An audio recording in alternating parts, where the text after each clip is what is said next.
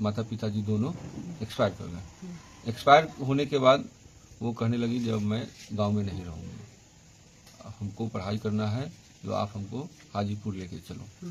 फिर हम हाजीपुर शिफ्ट हुए। वो जैसे जैसे कहते गई हम उसको पूरा करते गए, उसका सारा शौक पूरा करते गए। उसकी पढ़ाई में कभी कोई कमी नहीं होने दी। ज़रूरत पड़ा तो हमने महुआ टोरी सुपौल का अपने पुश्तैनी जमीन के अपने हिस्से का जमीन बेच के उसके पढ़ाई में खर्च कर दिया।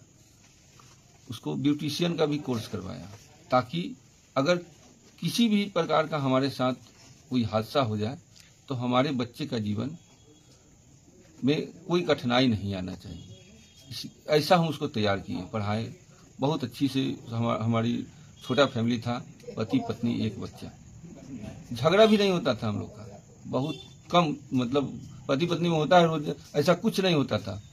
उसके बाद जैसे ही उसका 2024 में उसको जॉब हुआ, जॉब के दौरान वो सुपौल शिफ्ट हुई, उसका रंगत बदल गया। वहाँ जाने पर ढंग से बात नहीं करना, मनमुटाव टाइप का चल रहा 6 महीना। उसके बाद उसने वहाँ सुपौल में कही जे हम दार्जिलिंग जाएंगे अपने नीचे डेरा में जो लेडी टीचर लोग हैं उसके साथ। तो हमने जाने की अनुमति दे दी जनवरी महीना 2025 में, और वो चली गई। और जब फ़ोन नहीं उठाई तो हम डेरा में पता किए तो डेरा की जो टीचर थी वो नहीं गई थी। तो हमको थोड़ा शक हुआ। जब वो वापस आई तो उससे बातचीत हुआ तो उसका भंडा फूट गया था। तो उसने हमको सीधे लाइन में कह दिया जो हम तुम्हारे साथ नहीं रहेंगे। फिर हमारा विवाद बढ़ते चला गया। और इसी दरमियान में उसका जांच में हमने बच्चा से पूछा जो बेटा यहाँ हम नहीं रहते हैं तो कोई आता भी है क्या? तो हाँ, एक मामा आते हैं, मम्मी बताई है, जो कोई पूछेंगे तो कहना मामा है। तो कैसा दिखते हैं? तो है हेल्दी हैं, उन्हीं रहते हैं, 2 दिन रह के तब जाते हैं। फिर हमने मकान मालिक से इधर उधर से पता किया तो ये बात में सच्चाई आई। फिर उसके मामा को हमने इन्फॉर्म किया, लेकिन मामा ने भी इस पर कोई संज्ञान नहीं किया। उल्टा हम ही को कहें वो आपके साथ नहीं रहेगी, आप क्या कर लीजिएगा। उसके बाद वो विवाह विच्छेद का FIR कर दी। उसके बाद न्यायालय में मामला चला गया।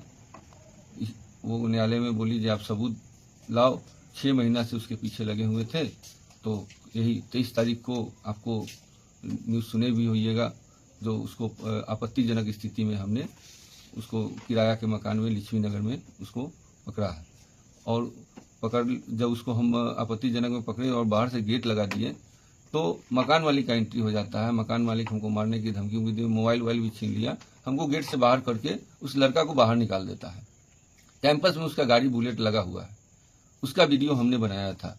और हम जब बाहर जाते हैं तो फिर देखते हैं उस लड़का उसी बुलेट से आ रहा है। तो वहाँ नुक्कड़ पे, तो तब तक हमने 112 को कॉल कर दिया था। 112 आई, उस लड़का को पकड़ के थाने ले गई।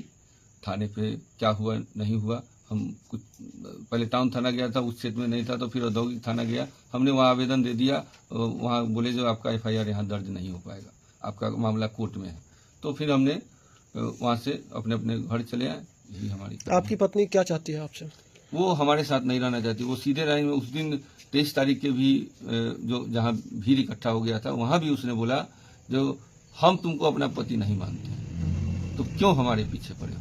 अब बताइए, मेरा एक 10 साल का बच्चा है, वो हमारे साथ नहीं रहेगी, लेकिन बच्चा के प्रति भी उसका मुंह नहीं है। 1 साल से बच्चा मेरे पास है, एक बार भी पलट कर उससे बात नहीं की है। बच्चा जब फोन लगाया है तो उसका फोन काट दी है, उसको ब्लॉक लिस्ट में डाल दी है। उस औरत से क्या उम्मीद रखें? जब वो आपके पत्नी आपके पास आती है, रहना चाहती है, तो क्या उसको एक्सेप्ट करेंगे? नहीं, अब नहीं। अब हमारी इज्जत को इतना धज्जी उड़ा दी है जो अब उसको एक्सेप्ट करना हमारे बस की चीज नहीं है।